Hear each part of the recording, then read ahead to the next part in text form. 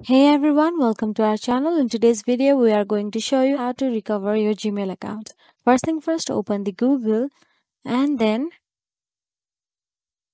type on Gmail recovery. Then simply tap on the account support option down there.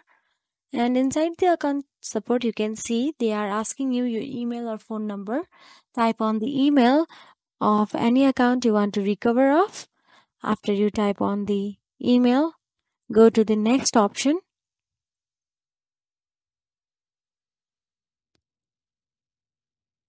In next option, they will ask you for the password. Now simply forget password or tap on the try another way.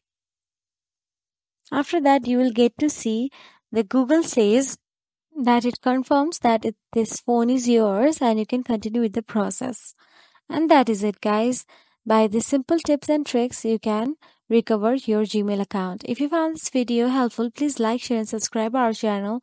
And thank you for watching.